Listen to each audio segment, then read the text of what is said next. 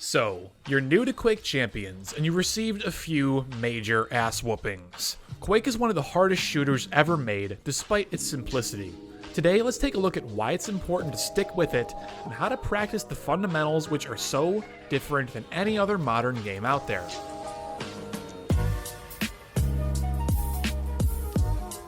Quake doesn't hold your hand.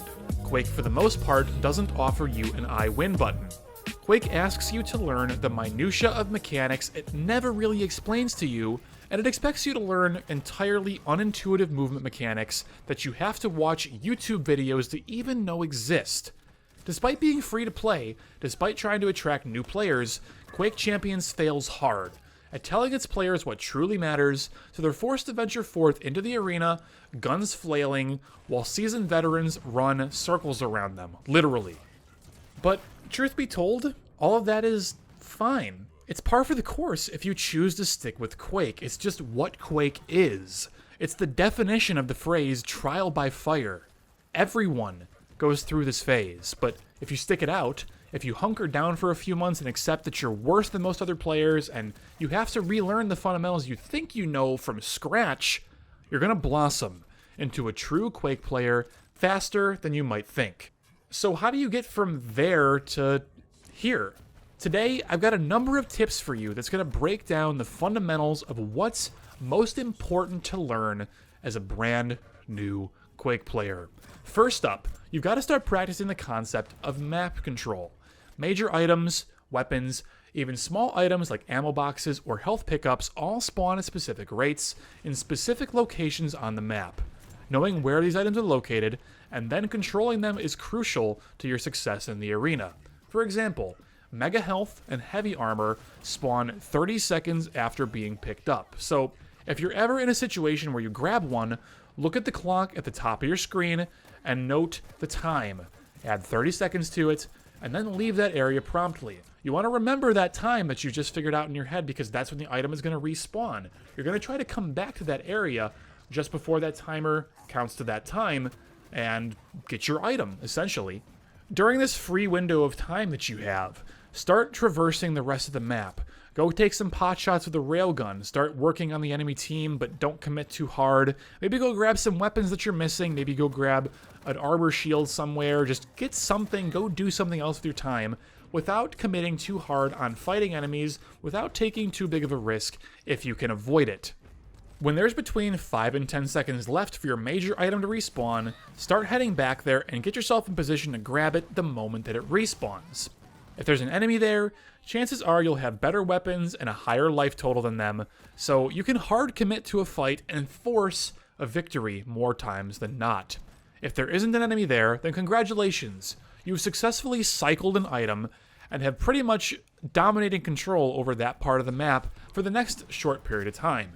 What I want you to do is rinse and repeat this one simple strategy. Just try to stay alive, get frags when you can, get those items on cooldown as many times as possible, and your kill to death ratio is going to skyrocket in no time. This is the most condensed and simple form of map control that you can possibly have. As you get better and better, you're going to expand to controlling not just one item, but 3, 4, 5, maybe even more, just depending on the flow of the game and your own personal skill. On the flip side though, things aren't always going to go in your favor. If you've got 5 or 10 seconds left before your item you're trying to cycle comes back, and you turn a corner and you see 3 enemies there all trying to get that item and they already have control of the area when you left, don't fight them. Take your lumps, let them have the item, and get out of there. Go move to the other side of the map and start controlling the other power weapon or power item instead. All that you need to do is stay alive and keep cycling those items and try to control an area of the map for as long as you can. You're not going to control one area for more than like a minute, maybe 2 minutes max before the enemy team runs you out of there and the map control is going to flip. So more than not, what you're trying to do is keep yourself healthy, keep just an idea of when items spawn, who needs the item, and use that knowledge to your advantage.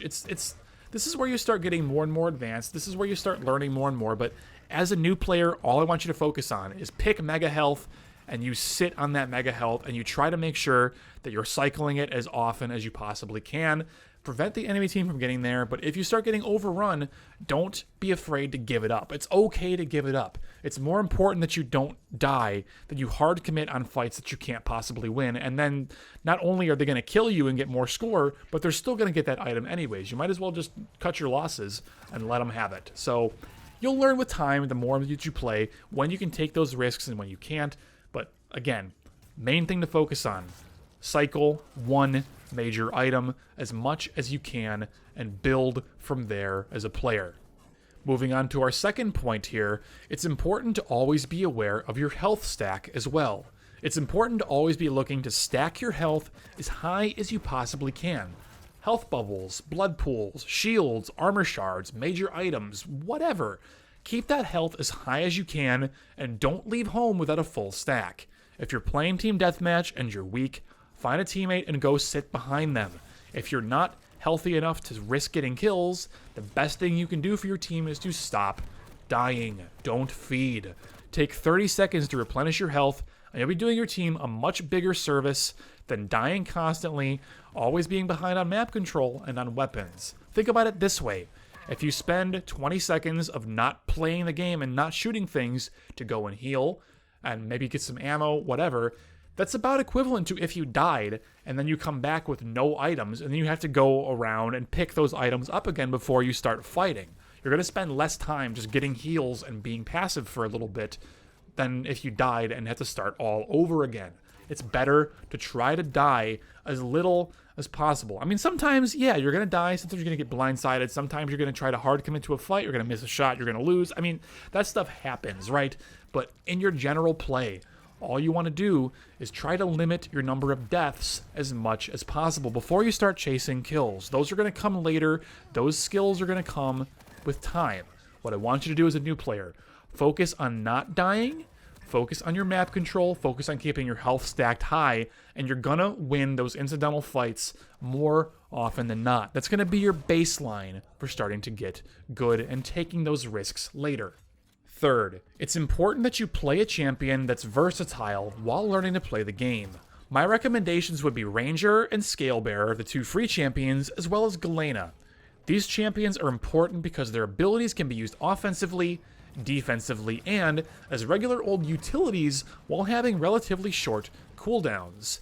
These are going to shore up weaknesses in your play, but don't function in such a way that you're going to become reliant upon them as a crutch in order to perform. Well, okay, maybe Ranger's Orb could be kind of a crutch sometimes, but just be aware of that and don't rely on it for every single fight to mash that orb button and you're going to be okay. Sometimes it's good, but just try not to rely on it too much, that's all. By the same token, I would recommend that you avoid playing Doomslayer for as long as possible if you're serious about getting good at the game. His ability at this date and time is unreliable at best, and his double jump passive is only going to build bad habits and mess you up when you switch to other champions and realize that none of them can move quite like Doomslayer can. It's not to say that Doomslayer is the best or fastest mover in the game, but more often than not, if you become very reliant on that double jump, it's just going to make your play on other champions lackluster, and you're going to be reliant upon that crutch, and you're just going to want to switch back to Doomslayer. It's my opinion that you should stick to champions with more basic movement styles and more straightforward play styles to start with. The game is hard enough as it is. Don't try to mix Slash's crouch slide movement or Clutch's dash movement with all the other stuff that you need to learn. Take it one step at a time. Don't try to do too many things all at once. You're going to go crazy. Fourth, building off of that last point, movement is critical. Take the time to go into training mode and learn how to strafe jump and circle jump. If you want to control the map well, if you want to keep your stack high, if you want to be the best you can be at chasing kills or running away from deaths or just controlling the map, this is how you do it. Luckily for you, I've spent a lot of time crafting guides on these topics and more, which you can find at the link on the top right of your screen now or in the description box down below. Don't be the chump that just holds forward and mouse 1 all day. Spend the time to max out your movement, and the rest of your play will be elevated because of it. Speed is everything in Quake. Finally, it's okay to be discouraged. It's okay to get mad that you're losing, to have a poor kill-death ratio, and to lose more than you win. Quake is one of the oldest shooters out there, surpassing 20 years old as a franchise. While you might not be the next Rafa, Dehang, Cooler, or Toxic in your first year of play, reaching a high enough level to dominate most public lobbies is very achievable in just a few months of play. Stick with it and try to focus on improving one aspect of your play at a time. Allow yourself to lose, allow yourself to just have a bad time until you really figure the game out, because once you do, boy, are you going to bounce back strong, and you're going to be a smarter player because of it. Not only will you be a better Quake player, you'll be a better video game player in general. Thanks so much for watching, and I hope that this primer has been useful to you. If you want to learn your champions in more depth, how to select better weapons for each fight you take, or maybe you just want to be a better Quake player in general, I have lots more videos just like this one here that can help you out. If you have any questions or requests for future videos, please leave them in the comment section down below as I read every comment. Thanks again, and I'll see you in the next video. Take care.